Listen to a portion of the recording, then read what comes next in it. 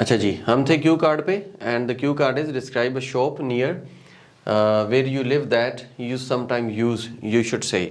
आपने क्या क्या क्वेश्चंस को आंसर करने होते हैं यहाँ पे, जैसे कि व्हाट सॉर्ट ऑफ प्रोडक्ट्स और services it sells, what sort of shop it look like, where it is located and explain why you use this shop. ये आपके पास, मुझे आवाज नहीं आ रही। अच्छा जी, ये आपके पास क्वेश्चन था describe a shop near where you live.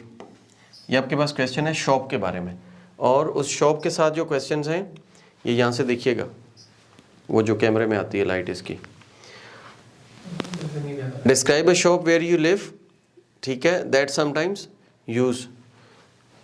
ये हमारे पास क्यू कार्ड था, describe a shop where you live and you sometime use. तो एक शॉप के बारे में बात करनी थी कि आप वहाँ पे जाते हैं, वहाँ से क्या परचेज करते हैं, what sort of products and services it sells, and what the shop looks like, where it is located and explain why you use this shop। तो आप वहाँ पे क्यों जाते हैं, आप इसको क्यों यूज़ करते हैं। तो ये हमारे पास आंसर है, there is a small store, okay, there is a small store और convenience store about 5 minutes, 5 minute की आपकी यहाँ पे डिस्टेंस होती है। यानी कि ये कहानी बनानी है आपने ड्यूरिंग द क्यू कार्ड, और वो कहानी ऐसी परफेक्ट होनी चाहिए कि एग्जामिनर को लगे कि हाँ ये बिल्कुल ठीक है, विजुअलाइज करें आप, ओके हो हर चीज़। अच्छा, ये क्यू कार्ड था। स्मॉल स्टोर पे जाते हैं और वहाँ से लेते क्या है, फूड लेते हैं, टॉयलेटरीज लेते हैं, अल्कोहल लेते हैं, सिगरेट लेते हैं, दुनिया जहान की चीज़ें हैं वहाँ पे ना, and lots of other things that you might need. ये बेसिकली एक आंसर है, इस आंसर को आप लोगों ने पढ़ना है और इसको पढ़ के आप लोगों ने वो करना होता है, तैयार करना होता है, और फिर इसको आपने प्रेजेंट करना होता है। जो आपने काशी किया हुआ है ना टेस्ट, ये हम कौन सा टेस्ट कर रहे हैं, ये ऑनलाइन ग्रुप में टेस्ट 2 आपने भेजा हुआ है, कैमरेज आइल्स 10 स्पीकिंग टेस्ट 2।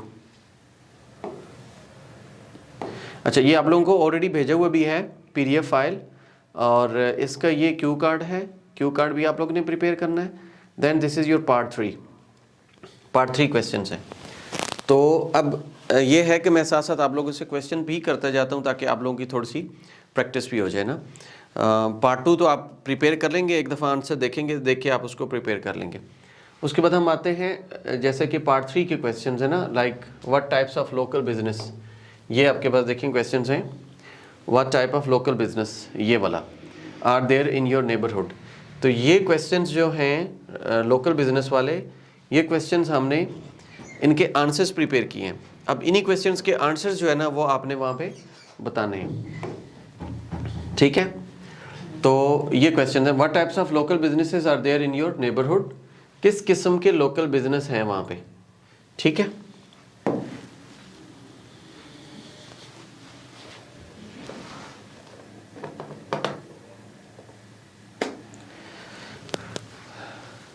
जैसे कि वहाँ पे रेस्टोरेंट्स हैं, शॉप्स हैं, या फिर dentist for example. What do you mean by dentist, dentist क्या होते हैं,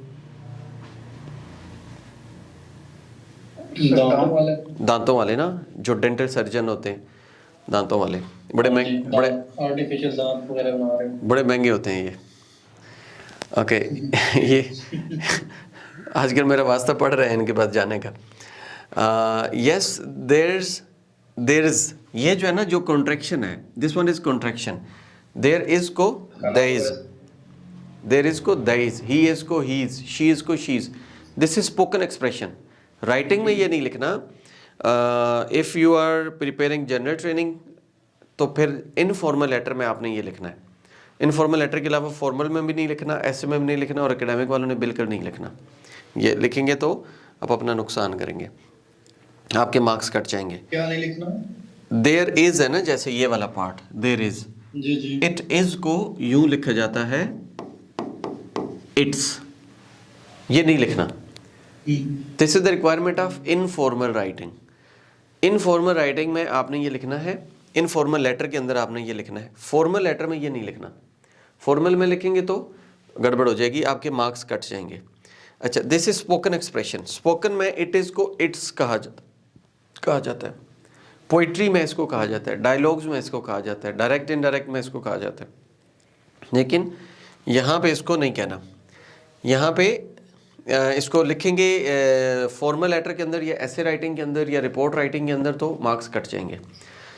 इसलिए स्पीकिंग में ये चूँकि ज़रूरी है, there is at least one of each within a block from where I live there are several restaurants. अच्छा, वन ऑफ ईच का मतलब है कि रेस्टोरेंट भी है, शॉप भी है और डेंटिस्ट भी हैं जहाँ पे रहते हैं, चूँकि ये बेसिक रिक्वायरमेंट्स होती हैं तो वहाँ पे है। देखिए, there are restaurants and cafes, there are also gym भी है, ब्यूटी सैलून भी है और वेटरनरी क्लिनिक भी है, म्यूज़िक स्कूल भी है, ऑटो रिपेयर शॉप। तो ये छोटे छोटे बिजनेस यूँ समझें कि आप जाते हैं अपनी मार्केट के अंदर, वहाँ जो भी आपको नज़र आता है, बुक शॉप मिलती है, वहाँ पे आपको तंदूर वाला मिलता है, वहाँ पे आपको रेस्टोरेंट मिलता है, होटल मिलता है। रेस्टोरेंट मीन हमारे यहाँ जो होटल कहा जाते हैं ना, क्वेटा होटल, ये छोटे छोटे जो होटल हैं, चाय वाले, रोटी वाले, सालन दाल वाले, तो they are actually restaurants, they are not hotels. Hotels बड़े वाले होते हैं जो इंटरनेशनल हैं, Serena Inn Islamabad, PC, Marriott, तो ये आपके पास होते हैं। अच्छा, like there is a hardware store as well, electric store आप कर सकते हैं वहाँ पे, मेडिकल मेडिसिन वाले जो हैं वो आप बता सकते हैं, there is a medical store, pharmacy, yes, there is a school, a meat market, small hotel. ये देखें वैरायटी ऑफ वोकेबलरी आ रही है। Are there some restaurants, shops, local businesses हैं, तो ये लोकल बिजनेस यूँ समझें कि आप एक गली में से गुजरते हैं, उस गली में जो कुछ आपको नज़र आता है, राइट लेफ़्ट, आपके पास बुचर शॉप है, आपके पास चिकन शॉप है, आपके पास जनरल स्टोर है, वहाँ आपके पास जो है ना यूफोन का कोई ऑफिस बना हुआ है, रेस्टोरेंट है, होटल है, टेलर है, हाँ, कॉबलर कोई बैठा हुआ है, तो all these are small businesses. ये सारी चीज़ें वहाँ पे आपने बतानी होती हैं। उसके बाद do you think that the local businesses are important for a neighbourhood? क्या ये ज़रूरी होते हैं, इनकी क्या इंपॉर्टेंस है, या हमें दूर दराज 10 किलोमीटर 15 किलोमीटर एक बड़े शॉपिंग मॉल पे जाना चाहिए टू बाय समथिंग, या हमें वॉकिंग डिस्टेंस पे जाना चाहिए और वहाँ से चाय लेनी है, पत्ती लेनी है, चीनी लेनी है, या मैच बॉक्स लेना है, कोल्ड ड्रिंक लेनी है, गेस्ट आ गए हैं घर में, बिस्किट्स लाने हैं, तो like is it important that such kind of local business should be there in your neighbourhood? Yes, होना चाहिए ना सर। होने चाहिए। क्यों होने चाहिए? Why they are important? Sir पास से ही चीज मिल जाती है सर, आराम से, फोन से कोई इतना मसला नहीं होता। विद इन टाइम हम काम कर लेते हैं, we can save money, we can save time, और जो हमारे गेस्ट आए होते हैं हम उनको विद इन नो टाइम जो है ना चीज़ें सर्व कर सकते हैं। ठीक है, yes there are very important. आप लोगों ने कहा होना चाहिए, तो yes there are really important. Some people can't drive to the large supermarkets, time ही नहीं होता ना। Like if I talk about myself, when I am like here in studio, when I am in my office, I am teaching, तो there are some guests or my wife has to buy something for my children, तो वो ज़रूरी नहीं है कितना दूर जाए गाड़ी ड्राइव करके, तो इधर से ही गली महल्ले से उनको उठा लेना चाहिए। ठीक है, they don't have time to drive to the supermarkets or shopping malls to buy stuff they need. Small local stores and businesses are vital to serve local community. यानी कि जो मेरे local community का मतलब यह है कि suppose I am living over here, तो इस गली में जो शॉप्स हैं विद इन 1 किलोमीटर जो लोग सराउंडिंग में रह रहे हैं, they will be coming here, local community. ये नहीं है कि 10 किलोमीटर दूर से लोग यहाँ आएंगे चीज़ें खरीदने के लिए, they are for the local community.